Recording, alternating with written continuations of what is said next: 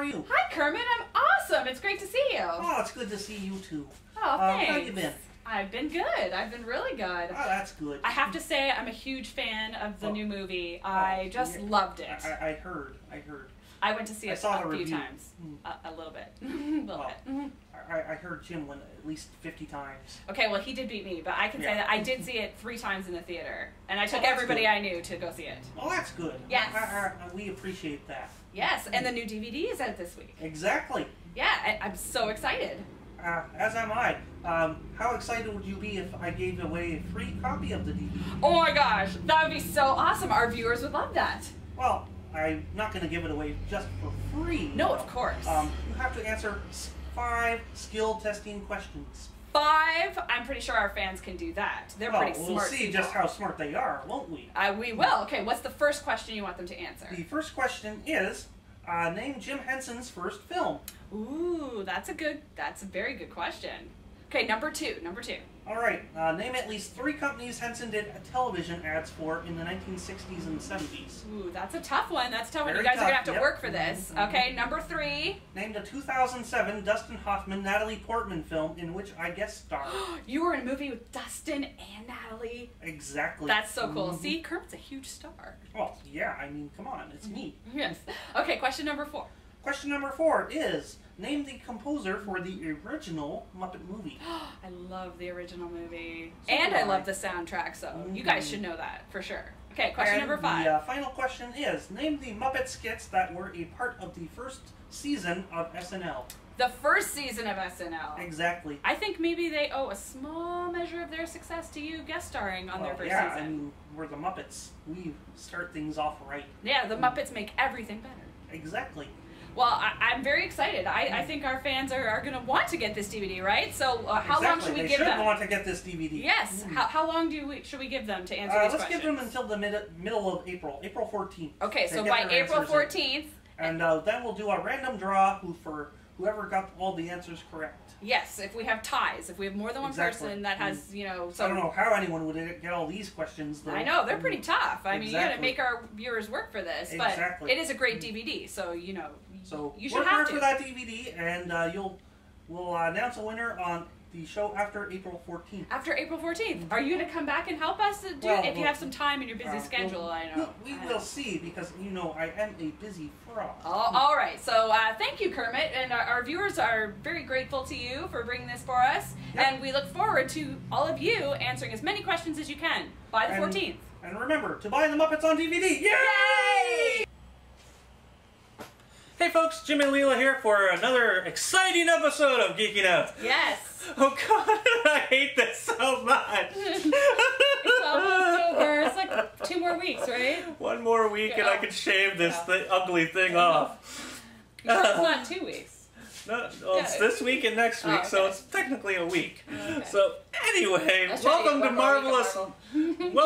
Marvelous March Week 4. I'm in pain. Anyway, we've got quite a few comics to review today. I'll let you start. You've got more today. So. All right, yes. First up, we've got Amazing Spider-Man number 682, and this is the beginning of the big summer event for Spider-Man called The Ends of the Earth. So in this one, Peter Parker is really getting set into his new job at Horizon Labs. He's creating new tech that's really changing people's lives. He's making a difference in the world, and not just as Spider-Man, but as Peter Parker, which he's finding, you know, is really fulfilling. And all this tech is also inspired by all of his fights with different villains and stuff like that as Spider-Man. So both of his lives are coming together to really, you know, put him in a good place. Then comes the bad part. Meanwhile... His Uncle Ben is still dead. No. Yes, there's that too. But meanwhile, Dr. Octopus is dying, so he and the Sinister Six set a grand plan in motion to save the world. Yeah, you heard that right. What? Everyone is buying into Oc's offer, but Peter wonders what his real agenda is, and he enlists the Avengers in his cause. So, we're revisiting the Sinister Six again. Yeah, we didn't see that one coming. You know, that's been around a few times. But this story does have some promise, and I love, love, love the Dr. Octopus design in here. The art by Stefano Caselli is absolutely gorgeous, and I've never seen Dr. Octopus look more cool, more creepy, more sinister. So, you know, it works really well for this. So I'm actually looking forward to this whole Ends of the Earth thing. And, you know, it's not a huge crossover with a lot of Spider-Man titles. It's basically just running through Amazing Spider-Man. And I think it goes into, like, Avenging Spider-Man for one issue. So for you Spider-Man fans, it's not like you have to pick up a lot of different books. Just keep reading Amazing Spider-Man, and you're going to get this event anyway. All right, next up, we have John Carter, The Gods of Mars, #1. Yes. So Disney took $200 million hit on John Carter, but the comics continue. I liked the movie. I liked it too. You know, it was what it was. And hell, Leanna loved Woola, so... Yeah, Woola was cute. I love Woola. It was like what Jar Jar should have been. Yes. You know what I mean? Quiet. Anyway, let's get to the review. After 10 years off-world, John Carter returns to Mars and finds many things have changed and that Deja Thoris is missing. And it may have been something to do with the gods of Mars, known as the Theras. Interesting. So, basically, this is a continuation from where the movie, first John Carter book left off, type thing. Yeah. This is the second adaptation of the second novel, I believe. Okay. It's been a while since I've read them, so I'm a little off on topic here. But it's not bad. It's quite good. As with all John Carter's stories, the story is quite entertaining and engaging. Full of adventure. And really good, interesting characters that you actually start to care about right off the bat. Yeah. So there's some new characters introduced in this and some really interesting concepts introduced. So if you're a John Carter fan, and really, why shouldn't you be? It's where all sci-fi and everything came from, really. Yes. This is a really good start and a really good introduction to the character, even if you haven't read a John Carter book before. Okay, next up for me is more Avengers fare with Avengers X-Sanction #4 of 4. So previously, because we haven't caught you up since #1, in the far future, Hope and the world were reduced to ash, and Cable, with only 24 hours to live, returned to save her and the world. He defeated the Avengers, who he blamed, each in turn, until a trusted ally brought Cyclops and Hope to intercede.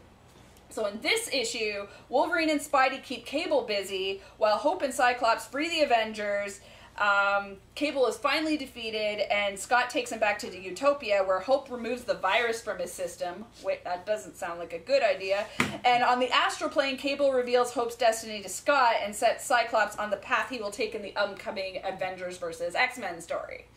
So I liked this series overall, I've got to say. Yes, it's largely a setup for Avengers vs. X-Men that's coming up this summer. What book isn't a setup for that lately? It seems to be.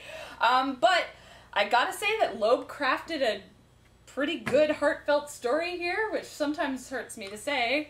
That's rare for Loeb. Yeah, and McGinnis's art is amazing. Just awesome, and I especially love the way he draws Cable. Just unbelievable. At least it's better than Rob Liefeld. There you go. So I'm going to get spammed for that. Yes, you are. Wasn't me, it was him. Anyways, so I actually really like this, and I am looking forward to Avengers versus X-Men. I mean, the preview is in the back of every Marvel book, so you can't miss it. This is going to be the big thing. So make sure that you check out the stores that are going to be having the Avengers versus X-Men launch parties, like here at the Comic Connection. See if they're an X-Men store, an Avengers store, and make sure that you catch up on all the stuff beforehand by watching. And then we will battle the other stores and defeat them. I think that's phase 2. Oh, okay. Phase 2, destruction of the other stores. All right. Yes. So next up, we have Kick-Ass 2, #7. And in this one, Kick-Ass and Hit Girl must square off against their hated rivals in a bloody fight to the death with a gang, their leaders, and the police all in the middle of Times Square. Nice. So, yeah, this is a continuation of Kick-Ass. If you saw the movie, if you read the original comic, you know what you're getting in for. It's fun. Yeah, but it's Kick-Ass. I have to say, I do not like Ramita's work in this very much. Really? I grew up on Ramita, so this looks like he's not trying. And as much as I like Romita, it doesn't really flow well in here with the art style, but it's an overall interesting and fun story with some characters that we've come to know and tolerate. I love Hit Girl. Hit Girl's fun. She decapitates someone in this. So. Of course. Yeah, well, hey. But with a katana? No, with a piece of glass. Oh, even cooler. So, yeah. But, yeah, if you're a fan of this, you're going to enjoy it. It's made for you. just me, I didn't really get into it all that much because I'm not all about the uber violence and everything, and the characters are, well, kind of not likable. Yeah. So there's that. Some of them are very one-dimensional. Yeah, and that's one of the really big pins in this book that I hate, is how one-dimensional it is. So, yeah, if you're a fan of it, good on you, but for me, it's kind of a miss. Yeah. Alright, next up we've got Uncanny X-Men number 9. So in this one, the brig on the Sword space station, called the Peak, fails, and otherworldly threats are unleashed upon the Earth! Hooray! So the X-Men and Earth's mightiest heroes, not just the Avengers, assemble to recapture the escapees, but Hope and her rescue team of young mutants, called the Lights, fall into a trap devised by the maniacal not the singer, unit. Right? No, not the singer. Not okay. the singer. Okay. Not the singer. That would be hilarious. So yes, the big villain here is called Unit. Yeah. Okay, so... That's a joke in itself that we're not going to go. Yeah, we're not going to go there. So anyway, this seems... It seems like a lot has happened. If he had the sock here, he'd use that. He would do this, like, insert punchline here. Yes. Quack. Yeah, exactly.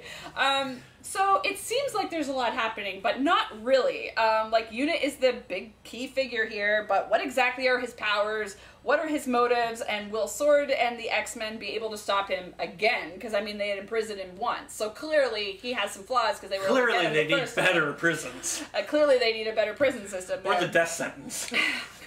So, anyway, there is great art here. I did really love the look of the book. The story's a little all over the place, but I guess all the other heroes need to distract, everyone else to leave Hope and the big bad alone by themselves. But I guess, for me, that could have happened without, like, all the escapees that you really give, like, short shrift to really get to the main point. So, to me, I thought it could have been crafted a little different. Yeah, other than that, it was okay for me. Alright, and last and certainly not least for me is Super Crooks number 1. And in this one, with the authorities always on his tail, what is an all-American supervillain to do? Go to Spain and pull off one of the biggest heists, of course!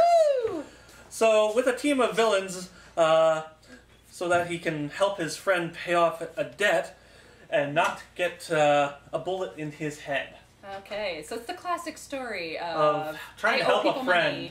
Trying to help a friend who owes millions of dollars. Ah, okay. Otherwise, he'll get a bullet in the head. I see. So, yeah, this is another book by Miller. It's got the language. It's got the violence. Yeah. It's got the shock factor. It's got the one-dimensional characters that Miller is known for. So, really, it's okay. It's got an interesting premise where the super villains are trying to go to a place where there are no superheroes. Yes. So they don't get caught again. Yes. And thrown into, you always wonder, like, why would these super villains just keep working in Manhattan when you've got, like, all of these Why would you keep doing that? How dumb are you? Exactly. Go to a small town. Go to another country. There you go. So that's the premise of this book. And that's the most entertaining part of this book. Yeah. Other than that, like I said, the characters are pretty much one-dimensional and not really that entertaining, but the premise is fun. Yeah. I'll give it that. I'm looking forward to seeing what happens, but it's like, story-wise, I mean, when you have one-dimensional characters you can't care about, that's always a bad thing to me. Yeah, it's really tricky making villains somebody that you really care about. Yeah, I think Miller's really overstretching himself because he's, like, writing 6 books right now. Oh, really? Yeah, there's a preview of, like, 6 books in this book at the end of this book. So, really, Miller should just concentrate on 1 or 2 books. Yeah. Maybe this one, because this one sounds cool. This one sounds fun. It's fun. It's just not perfect. And once he can concentrate on, character. Giving people character. Some depth. Some depth. Some backstory. Some backstory. Some interesting tidbits about their lives. Then maybe this book would be a lot better. But overall, it's not great. It's just a semi-interesting read with an interesting premise. Yeah, hopefully it has somewhere to go. Hopefully, but for me, I don't really see it going too much of anywhere because Miller doesn't seem to be concentrating on character, which is sad. Okay, and last for me, I've got Invincible Iron Man number 514. So in this one, Tony's drinking has been exposed, and now the government is requesting Iron Man's biometric data to prove it and ground Tony permanently. Tony obliges, sending a tractor trailer, or many of them actually, full of data, buying him enough time to plan his next move against the Mandarin, Stain, and Hammer, who he figures are behind his cover getting blown and him turning to drinking again in the first place. So the government proposes... Admit it, Tony, you just wanted to drink again. Yeah, I know, exactly. So the government proposes a control element be added to the Iron Man suit that will limit its more dangerous functions if Tony tries to, you know, drive drunk, basically. They call it being unwell or unsuited to drive the suit, but you know what I mean. So... I'm Iron Man! Exactly. So they say you could do that, or we're going to take your company and everything you hold dear, including the suit, forever. So that's what we're also taking Pepper. Yeah. So I bet you that would be the last straw right there. No, anyway, so later the Mandarin, of course, who is, of course, behind everything, sets in motion another precisely orchestrated attack against Tony, and the government's interference proves really costly. So I thought this was a great issue, and I really like the idea of, you know, if a superhero's identity is out there after the Registration Act and all that, right? That the government would want to sort of try and have a place in it or some sort of control. And I like that they're exploring that in this book. I think that they should be using the Mandarin in an Iron Man movie. I'm so upset that it hasn't happened so far. Not yet. Yeah, he's such a great counterpoint. After the Avengers 5, I'm sure. Maybe. I mean, if they do another Iron Man film, that should be the villain. Iron Man 3 is next year. Okay, good. So. If he's not the villain, I don't want to watch it. I'm just saying. He's such a great counterpoint to Tony, and I love Fraction and LaRocca's work here. It's just excellent. I wish I'd been reading this entire run, because this has actually been going on for a while, so maybe I have to go back and read some of those previous Iron Man issues. I'm not saying a lot, because, you know, Iron Man doesn't really hold my attention a lot of the time, but I really enjoyed this one. I think it was one of the better books that I read this week, so there you have it. Alright, so that's another episode come to a close. We will see you all next week. Don't forget! What? The Muppet contest? Yes. Ah, yes. Yes, Jim was not here, but... I know, he's like, always Kermit's like the Pokeroo Man. Yeah, I know. You miss it, but don't forget to, you know, make sure that you answer those questions for your chance to win the DVD. Yep, we will see you next week.